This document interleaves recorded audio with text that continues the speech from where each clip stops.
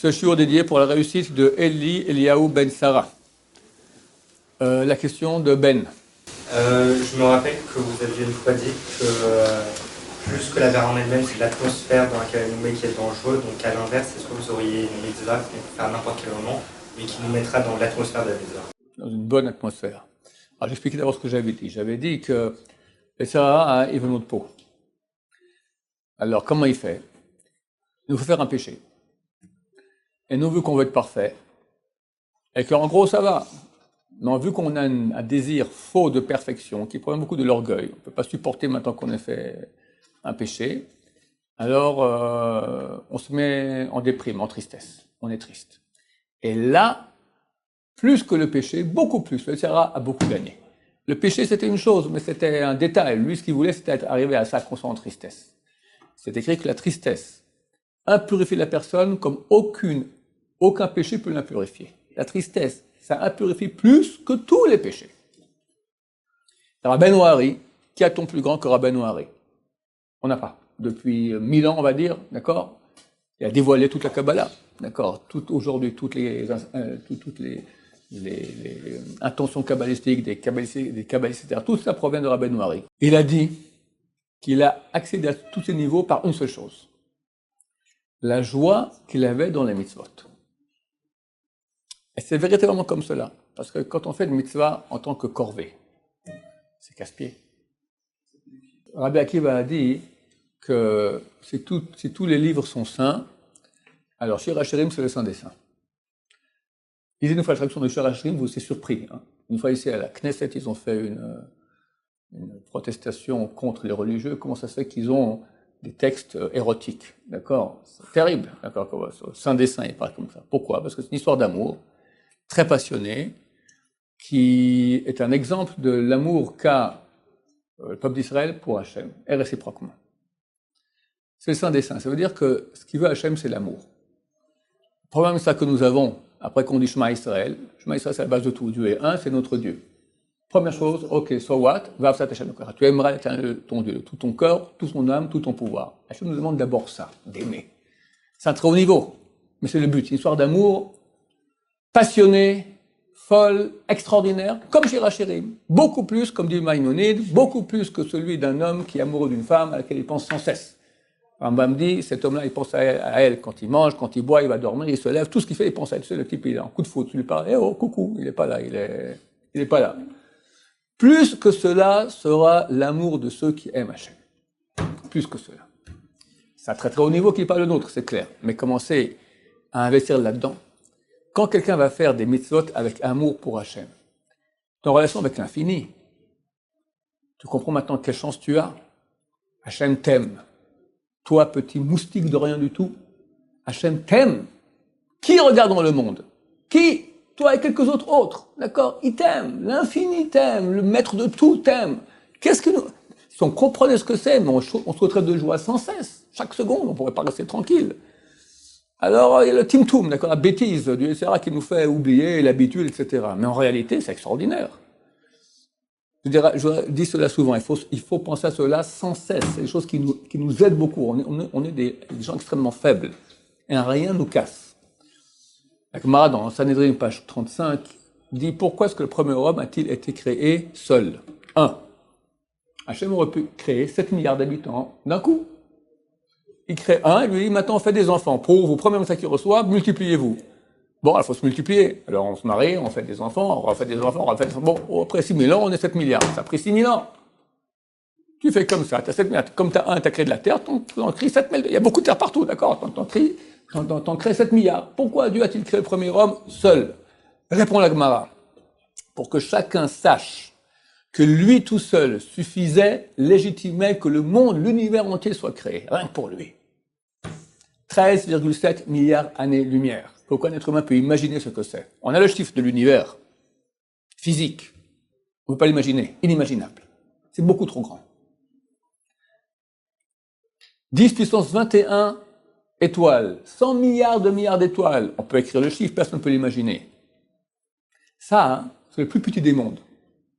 Il y a quelques milliers de mondes entre Hachem et nous, des mondes spirituels. Le plus petit, le plus nul, un grain de sable, c'est notre univers physique. Hachem, Le monde d'après, et après, et après. Et le grand Hachem, le maître de tout. Il dit, j'ai créé tout ça, parce que tous ces mondes supérieurs, à quoi ils sont là? Uniquement pour notre univers à nous. L'univers à nous, il est pour la planète Terre. La planète Terre, il est pour toi. Pour toi, mon cher ami. Celui qui comprend ça, il peut être en down, il peut être en triste, il peut pas être triste. Il peut pas être triste. La tristesse est une erreur de jugement selon nos valeurs. Si on savait à quel point on était choyé, aimé, adoré, chéri par Hachem, on serait heureux sans cesse. Oui. Deux questions. Alors, vous dites que c'est de la même façon que dans la relation avec Hachem, finalement, etc. De la même façon, c'est la même relation qu'on a avec une femme. D'accord qu'une femme, si on commence à rester toute la journée collée, au bout d'un moment, on va dire, ça y est, c'est vrai. C'est vrai. Alors, si on est comme ça, avec la Torah, peut-être c'est la même chose. Non, c'est différent. Parce que la femme, au bout d'un moment, elle est OK, ça, parce qu'on est dans le monde du fini. Hachem, il est infini. Il veut plus. Qu'est-ce qu'on fait dans Olam Haba, le monde à venir? On monte vers Hachem, on le connaît encore plus, et c'est un bonheur et une satisfaction, un plaisir énorme, divin. Mais toujours plus. Ici sur Terre, quand Mashiach viendra vers Hachem dans quelques jours, le Rabbi Samachol, il a dit que chaque jour sera plus intense que le jour d'avant, 24 fois plus. Ça, c'est sur Terre. Mais Olam Haba, c'est exponentiel. Après 1 milliard de milliards d'années, t'en es où? Mais Hachem, il est infini. Infini. On est des hommes, c'est-à-dire on ne peut pas Si, Hachem, il veut qu'on fasse un avec lui. C'est marqué à la fin des temps, on va appeler les Sadikim au nom de Dieu. Quand on fait une mitzvah, on crée une réalité divine qui est la nôtre. Donc tu deviens divin. Divin.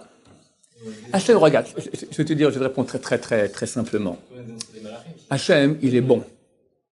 On est d'accord ensemble? S'il n'était pas bon, il ne serait pas Hachem. Est-ce qu'il peut se permettre d'être bon de façon non absolue, totale, le plus grand bon possible? Si Hachem donne un bon qui n'est pas le top du bon, c'est plus Hachem, c'est raté. Donc il doit me donner maintenant le bon, le absolument plus grand bon possible imaginable qu'il puisse y avoir. Pas imaginable, beaucoup plus qu'imaginable. Donc forcément ce qu'il va donner, c'est lui, parce que lui il est le top de tout. Et on ne sait pas ce que c'est lui, mais on peut comprendre de façon non imaginaire, mais de façon rationnelle, que c'est sans fin et qu'il n'y a aucune limite au bon que ça peut être. Aucun. Tu dis on est être humain, c'est ce qu'il veut. Et cela légitime toutes les souffrances possibles et imaginables qu'on peut avoir sur Terre. C'est pour ça que je dis sans cesse, les souffrances sur Terre, c'est bon. On n'en veut pas. Mais celui qui a, il a gagné, il peut dire le Hallel toute la journée.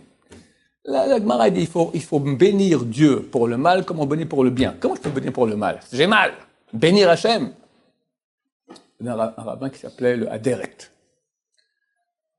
Il y a 150 ans environ ici, il est venu d'Europe, il est venu ici à Yerushalayim.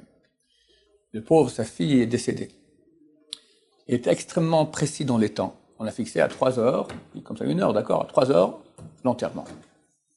3 heures arrivent, tout le monde est là, tout le monde vient, d'accord, sa fille est décédée, le grand rabbin, sa fille est décédée, toute la communauté est présente. 3 heures, il n'est pas là. 3 heures et quart, il n'est pas là. 3 heures et demie, 4 heures, 5 heures. 2 heures de retard, et les gens attendent. C'est impossible. À la fin, il arrive. Qu'est-ce qui s'est passé? Bon, on ne va pas lui demander maintenant ce qui s'est passé, on enterre, etc. Après, on lui demande, mais qu'est-ce qui s'est passé? Il a dit comme ça. Nos sages ont dit qu'il fallait bénir pour le mal comme pour le bien. Je me souviens, quand ma fille est née, comme j'ai béni, j'ai fait chez Riyan. Nous, on n'a pas cette coutume, mais certains Ashkenazim l'ont. Avec quelle joie je l'ai fait. Je lui ai dit, comment je vais faire maintenant la bracha? Il faut que je travaille avec la même joie sur ma fille qui est morte. Je travaillais des heures, et arrivé à 15 heures, à 3 heures, je n'avais pas encore, j'arrivais pas. À 5 heures, j'ai réussi. Je fais la bracha, j'étais prêt à faire la bracha comme quand elle est née de bonheur. Alors, c'est pas pour nous, rien à voir. Je te dis maintenant, parce qu'on a le sentiment, et maintenant, actuellement, on a mal, et on voit pas le bien qu'il y a. Donc c'est normal qu'on réagisse, j'en peux plus. Mais soyons rationnels. Et c'est tout le travail qu'Hachem nous demande. Sois dans la vérité, pas dans les bouffées mensongères de ton cœur. Sois dans la vérité. Qu'est-ce que je te donne? Est-ce qu'il est possible qu'Hachem ait voulu du mal? Il s'ennuie à Hachem. Il dit maintenant, allez, je crée Auschwitz, rien que pour vous faire les pieds. Ah, c'est bien. Hein? Impossible. Hachem ne veut que du bien. On comprend pas. Mais on est dans le monde fini. Alors nous, dans ce cas-là, par contre, on n'est pas assez grand pour voir ça. Ouais, on est minuscule. On peut pas, mais on a une tête. Donc, attends, il y a deux choses. Il y a la partie qui est sentimentale, la partie qui est rationnelle. D'accord? Comme un enfant. Un enfant te dira, hein, papa, il est né quand Hachem? Il a toujours été. Ok, toujours. Mais avant? Même les grands posent la question. Ok, mais avant le toujours. Où est l'erreur? Un enfant n'a pas de raison. Il est dans l'imagination. L'imagination, ce sont des images. Or, toute image, elle est finie. Donc, tu lis toujours, et voilà, toujours. Toujours. Et voilà. Ça commence là, ça finit là. Ok, alors, avant. La raison, on peut comprendre. La raison, sans voir, qu'il y a l'infini. Qu'est-ce que c'est? On ne peut pas l'imaginer. Parce que l'image, c'est fini. Ça a toujours été. Ça sera toujours, ça a toujours été. Donc, il est impossible qu'on puisse ressentir ça, parce que le sentiment, il est dans le fini. Mais la raison peut comprendre. Donc, un travail de raison sur le sentiment, qui est des espèces de crétin fini de sentiments. Tu vois rien parce que tu es fini, parce que tu es bête, parce que tu es dans le présent. Comprends qu'Hachem ne veut pas vouloir une chose qui est mauvaise. Hachem, il est parfait. Donc, c'est pas que c'est bien. C'est le meilleur. Et pas Stam un meilleur, simplement un meilleur. Le meilleur top divin qui est impossible qu'il y ait une chose meilleure que ça. Mais on n'arrive pas à tenir ça. Mais on n'arrive pas. On est dans le fini. Mais Hachem nous demande. Alors on travaille. On ne doit pas devenir Dieu. Que je vois sur Terre, je vois tout. Impossible. Mais travailler dans ce sens. Travailler dans ce sens. Et si on fait un travail constant de travail de réflexion sur le cœur, en verbalisant, faites beaucoup en verbalisant, d'accord, en disant des mots qui vont donner des phrases dans ce sens-là, alors le cœur, il accepte. On a un principe que la tête maîtrise le cœur. Si on active la tête, si on active sans cesse la tête, au bout d'un moment, le cœur, il devient comme le cœur, comme la tête. Ce qu'on dit tous les jours à la fin de la prière, tu sors aujourd'hui. Tu ramèneras à ton cœur, que Dieu est tout-puissant, dans le ciel, en haut et sur la terre, il n'y a rien d'autre que lui. Tous les jours, on dit ça 3 fois par jour. En sortant, c'est le RR, d'accord, les gens sont déjà où ils sont, d'accord? Qu'est-ce qu'on dit là? Tout ce que je viens de dire. Tu sauras, c'est la réflexion rationnelle. Tu amèneras à ton cœur qu'il y a une réalité maintenant que Dieu, il est seul, partout, maîtrise tout, et vu qu'il est parfaitement bon, donc tout est parfaitement bon. Non, il y a une nuance qui est très très fine. C'est très très fin. Il y a tristesse et tristesse. Une tristesse qui est une mitzvah, et une tristesse qui est une avera. Écoute, quand quelqu'un est en deuil, chas shalom, d'accord, il y a 3 jours de pleurs, il doit pleurer. Mais il n'est pas du tout en tristesse. Je vais expliquer peut-être autrement. Quelle est la mauvaise tristesse? Là, comprenez c'est quoi la bonne tristesse? La mauvaise tristesse, je suis un nul, je vaux rien, j'ai envie de rien, je reste au lit et je bouge pas. Déprime. Ça, c'est l'arme numéro 1 du Yetzirah. Parce que tu fais plus rien, tu es loin d'Hachem, tu peux plus te rapprocher d'Hachem, tu es un mort vivant. Preuve en est que tu restes à plat dans ton lit, d'accord? Et il y en a qui meurent de ça. Il y en a qui meurent de tristesse. La tristesse dont parle Chazal, qu'elle autorise et qu'elle dit, 3 jours de deuil, etc., 3 jours de pleurs, après 7 jours de deuil, 1 mois, 1 an, etc., c'est pas du tout comme maintenant je suis en déprime. Chas v'shalom, rien à voir. Je suis pas loin, je suis très proche d'Hachem. Très proche d'Hachem. Et dans ces moments aussi, j'ai déjà dit souvent, et c'est aussi dans les moments de deuil que Dieu nous en préserve, d'accord? Dans les moments de difficulté, on sent une grande présence d'Hachem. Alors je suis triste, je pleure, mais je sens qu'Hachem est là. Donc je suis pas du tout en déprime. Je suis pas que j'ai envie de rien, je vais rester au lit sans rien faire. Au contraire, je suis très en pleine énergie, très réveillé, très conscient. Triste la situation, parce qu'il y a une situation qui dit que je peux pas rire. Ok, on est d'accord, mais c'est pas de la tristesse, déprime. Déprime, ça c'est rare. C'est mauvais. Donc il y a des lois, des mitzvot, maintenant il y a une mitzvah d'être en tristesse, mais quelle tristesse? Tristesse pour le malheur qu'il y a eu. Mais c'est pas que maintenant j'ai plus goût à la vie. Pas maintenant, goût à la vie, d'accord? J'ai goût à la vie, et j'ai pour que tellement goût à la vie que j'aime la vie, et que pour moi c'est triste maintenant que quelqu'un soit mort. Mais quand j'ai pas goût à la vie, et puis j'aimerais bien être comme lui, d'accord? Parce que j'ai plus envie de rien, ça c'est très mauvais. C'est fin la nuance, mais on peut la comprendre relativement aisément. Ouais, mais je suis désolé, mais Excusez-moi, mais ce rave qui a fait qu'au moment où il devait enterrer, Oui. et qui devait être en joie comme ça c'est en contradiction avec ce qu'on dit qu'il faut du deuil 3 jours, et ça marche pas. Quand on parle de joie maintenant, c'est pas qu'il a fait un grand sourire. Il a remercié Hachem. Il a compris que tout vient d'Hachem pour le bien, et qu'il n'y a pas de différence entre mal et bien, parce que tout provient d'Hachem et c'est bien. Alors il le fait en pleurant. Ah ouais. Il n'y a aucun problème. En pleurant, mais il est proche d'Hachem. Il y a deux tristesses. Je ne sais pas qu'il a fait une grande blague. Ah, ma fille est née. C'est quand la suivante, d'accord? Non, c'est Shalom, d'accord? Merci Hachem, merci. Oui. Attends. Quand quelqu'un souffre, et il sait que tout vient, on va dire quelqu'un un grand sadique, il souffre, et il sait que tout vient d'Hachem, il accepte avec amour et abnégation. Est-ce qu'on va dire qu'il ne souffre pas? Il souffre. S'il ne souffre pas, c'est facile, d'accord? Il souffre, mais l'un n'empêche pas l'autre. Et au contraire, en moment de souffrance, on peut arriver, le Rabbi Sion Abba Shaul, c'est écrit dans son livre qu'à la fin de sa vie, il souffrait beaucoup.